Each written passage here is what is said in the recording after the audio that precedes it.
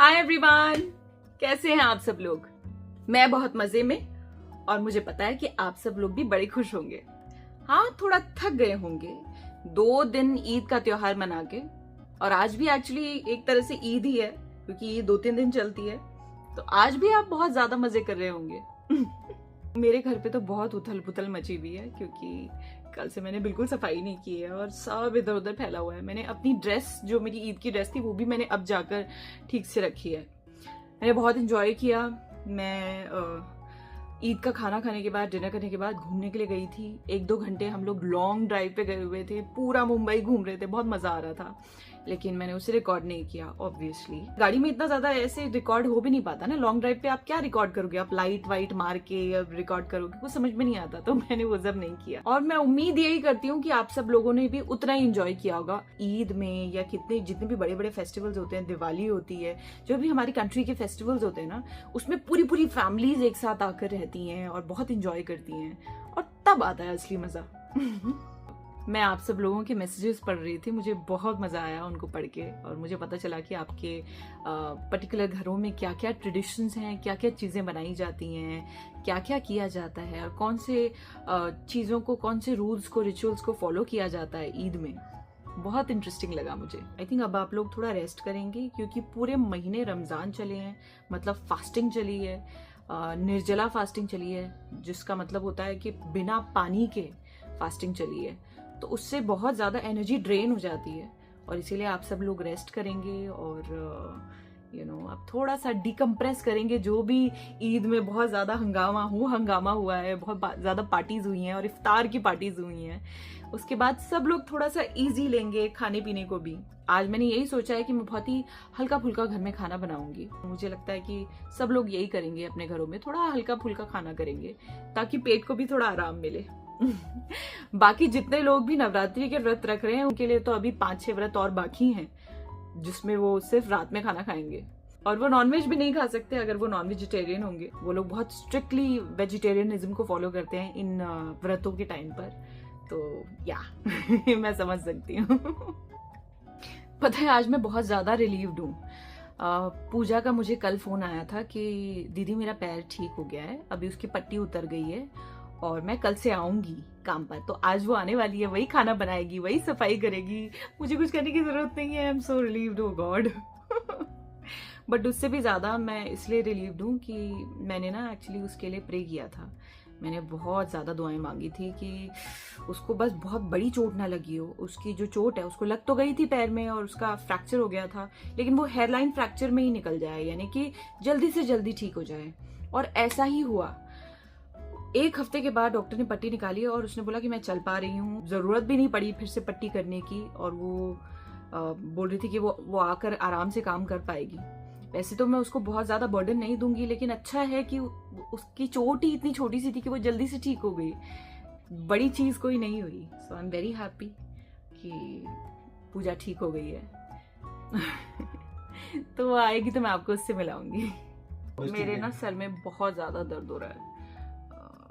पिछले 2 दिन से मेरी नींद अच्छे से नहीं हुई है। पहले तो ईद का खाना पकाने के टाइम पर, और फिर ईद के दिन भी रात में मैं घूम रही थी, फिर घर में भी वापस आके मैं बिरयानी खा रही थी और टीवी देख रही थी, तो बिल्कुल नींद नहीं हुई है। मेरे सर में बहुत दर्द है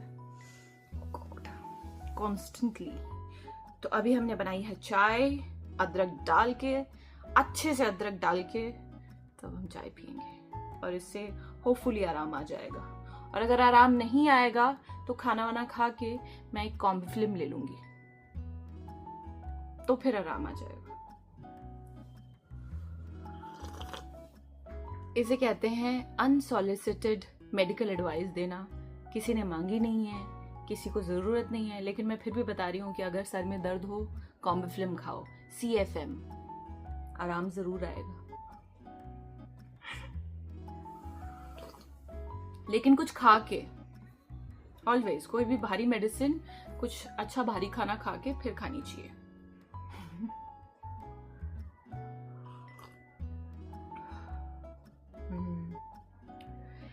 अच्छा, जिन लोगों ने भी सारे के सारे रोजे रखे थे, उनके लिए तो पूरा रूटीन चेंज हो गया होगा ना। अब आप लोग रात में नहीं उठ रहे होंगे, रात में तहज्जुद के लिए नहीं उठ रहे होंगे या तराबियों के लिए नहीं उठ रहे होंगे, अब सीधे सुबह फजर के टाइम पे उठ रहे होंगे। और खाना भी जो रात में हो रहा था, सहरी के टाइम पर हो रहा था, वो नहीं होगा। और जो नॉर्मल सी लाइफ चल रही थी और जिस तरीके से खाना पीना हो रहा था वो हो रहा होगा। कैसा लग रहा है आपको? कुछ चेंज सा लग रहा है लाइफ में? क्योंकि 1 महीने आप लोगों ने एक ही स्केड्यूल को फॉलो किया था और अब उससे बिल्कुल अलग हो गया है। How are you feeling? थोड़ा सा एडजस्टमेंट में प्रॉब्लम लग रही है या लग रहा है ओह खत्म हो गए, रमजान खत्म हो गए, आराम आ गया, अब उस तरीके से रहेंगे? कुछ लोग मैंने अपने कमेंट सेक्शन में बहुत नोटिस किया कि कुछ लोग बहुत दुखी हो रहे थे। आई थिंक सभी लोग दुखी होते हैं कि रमजान खत्म हो जाते हैं। रमजान की अलग ही एक फीलिंग रहती है। आप पूरे दिन इबादत करते हो और उसी एक फेज में रहते हो, इबादत वाले फेज में रहते हो, और शाम को सबके साथ इफ्तार करते हो, रात को सबके साथ घूमने जाते हो, बाहर अलग अलग चीजें खाते हो। तो पूरे महीने ना एक फेस्टिवल वाला माहौल रहता है। तो वो फेस्टिवल खत्म होता है तो आई नो दुख तो होता ही है क्योंकि फेस्टिवल होती ही ऐसी चीज है, मजा आता है। तो अब कैसा लग रहा है आपको? कैसा फील हो रहा है? मुझे पता है बुरा भी लग रहा होगा, लेकिन रिलीफ भी फील हो रहा है या कैसा लग रहा है? प्लीज बताइए मुझे। अरे पूजा बहन, तू हाय कर दे यार मेरी YouTube कम्युनिटी को। सबने तेरे लिए बहुत सारी दुआएं की हैं। मैंने सबको बताया था कि तेरे को बहुत गंदी चोट लग गई। तो ये देखो, ये हमारी पूजा आ गई है, एक पीस में है बेचारी। मैं इतना परेशान हो गई थी इसके लिए। मैंने हर बार बोला है कि वो अभी उसको चोट लगी हुई है, उसको चोट लगी हुई है। तो इतने मैसेजेस आए हैं कि जल्दी ठीक हो जाए। ये देखो, ये वाला कौन सा पैर था देख, बता तो। हाँ, ये वाले पैर में बहुत गंदी चोट लगी हुई थी, अब ठीक हो गई है। थोड़ा अपना ध्यान रखना। देखना सब लोग यही लिखेंगे, ध्यान रखो। चलो, आज हम खाना नहीं बना रहे हैं। आज इन्होंने इसमें चावल डाले हैं पतीले में, और लौकी आलू की भाजी, ये उसके रेमिनेंट्स। शुक्र है।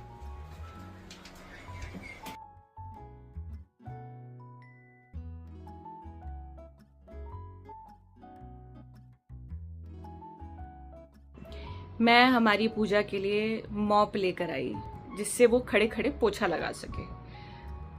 मैंने मैडम को बोला चलो वो वाला मॉप यूज कर लो। बोलती नहीं, मैं इतनी कमजोर हो जाऊंगी तो फिर कैसे चलेगा। वो उसी पोछे से कर रही है, वो जो नीचे बैठ के करते हैं ना पोछा, वो उसी को यूज कर रही है। उस मॉप का कोई फायदा नहीं हुआ, वो ऐसे ही रखा हुआ है। चलो, ये बात भी सही है कि उसको पूरी एक्सरसाइज करनी है, इसीलिए वो वही करेगी जो पहले करती थी। तो क्या बोलूं मैं। अब हम इसका क्या करें? इसका क्या करें अब? जितना उठूंगी बैठूंगी ना, हाँ, उतना अच्छा रहेगा। अरे ध्यान से हो गया तेरा काम?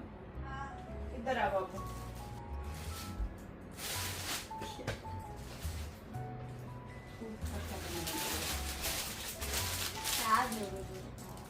अच्छा, देखो अच्छा ही लगा सूट में तेरे को। अच्छा, ये जैसे बच्चे बोलते हैं ना, क्या जरूरत थी चिट्ठी देने की, है ना?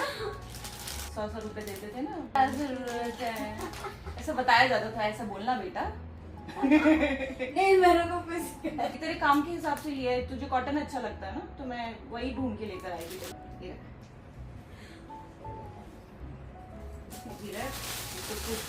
मैं आपको एक नई न्यूज दिखाती हूँ। यूएस और ईरान के बीच का जो वॉर है, यूएस इजराइल और ईरान के बीच का जो वॉर है, वो अभी रुक गया है। अब पूरी तरह से खत्म हुआ है कि नहीं ये तो पता नहीं है, लेकिन ऐसी न्यूज आ रही है कि ये जो वॉर चल रहा था, ये जो लड़ाई चल रही थी, वो रुक गई है। कितनी अच्छी फीलिंग है ना, बहुत रिलीफ फील हो रहा है मुझे। अभी दिखाती हूँ। सकारात्मक बातचीत हुई है सारे के सारे मुद्दों पर। जो हॉस्टिलिटीज चल रही हैं, जो लड़ाई चल रही है, उसको पूरी तरह से उनका समाधान निकालने के लिए हमारी बातचीत हुई है। उसके आगे डोनाल्ड ट्रंप कहते हैं, based on the tenor and tone of these in depth, detailed and constructive conversations, मतलब जो बातचीत हमारे बीच हुई है उसको वो कह रहे हैं जनता से किया गया सर्वे है, 92% लोग कह रहे हैं अमेरिका के इस युद्ध को अब खत्म किया जाना चाहिए। 92%। 68% लोग अभी भी कह रहे हैं डोनाल्ड ट्रंप हमको समझा नहीं पाए कि इन्होंने ये युद्ध शुरू क्यों किया है। 68%। और जब लोगों से पूछा गया क्या इस लड़ाई के बाद अमेरिका और ज्यादा सुरक्षित होगा, सिर्फ 27 से लेकर 36% ही लोग कह रहे हैं कि हाँ ज्यादा सुरक्षित होगा। बाकी सब कह रहे हैं कोई फर्क नहीं पड़ेगा या फिर और ज्यादा असुरक्षित अमेरिका हो जाएगा। ईरान ने कैसे इस लड़ाई को लंबी खींचकर 3 हफ्ते से ज्यादा हो गए, डोनाल्ड ट्रंप को आखिर इस लड़ाई में झुका दिया है। दुबई में मेरे फैमिली फ्रेंड्स रहते हैं और मैं जहाँ जिस सोसाइटी में रहती हूँ उसमें भी बहुत सारे आंटी अंकल हैं, मेरे आस पड़ोस में रहते हैं। उनके भी बच्चे दुबई में सेटल्ड हैं, उनके बहुत सारे रिलेटिव्स भी दुबई में सेटल्ड हैं। तो जब ये सब प्रॉब्लम्स हो रही थी और बॉम्बिंग्स हो रही थी दुबई जैसे शहर में और बहुत से ऐसे शहरों में जिनका इस लड़ाई से कोई वास्ता ही नहीं था, तो सब लोग बहुत ज़्यादा चिंता में थे कि पता नहीं आगे क्या होगा, पीसफुल सिचुएशन कब वापस आएगी। सब लोग बहुत ज़्यादा वेट कर रहे थे इस चीज़ का कि सब चीज़ें सॉल्व हो जाएं और ये जो वॉर है ये रुक जाए। आई थिंक सभी लोग बहुत रिलीव्ड होंगे। हम लोग तो यहाँ पर अपने घरों में बैठे हुए हैं और आराम से बस न्यूज़ सुन रहे हैं। थैंकफुली बाय गॉड्स ग्रेस हमारे देश पर कोई असर नहीं पड़ा है इन सब चीज़ों का। हम लोग सिर्फ न्यूज़ सुनते हैं और या फिर हमारे जान पहचान के लोग इन सब कंट्रीज़ में हैं, मिडिल ईस्ट की अलग अलग कंट्रीज़ में हैं। हमारे साथ जिन लोगों ने काम किया है, पढ़ाई की है, उनमें से भी काफ़ी लोग शायद वहाँ पे काम करने गए होंगे। हमारे कुछ रिलेटिव्स वहाँ पर होंगे, हमारे कुछ दोस्त वहाँ पे काम कर रहे होंगे। तो उन सब की चिंता तो होती ही है और आई होप वो सब लोग अपनी फैमिलीज़ के साथ आराम से हों और वो डरे ना और परेशान ना हों और जल्दी ही उनके लिए ये पूरी सिचुएशन ठीक हो जाए।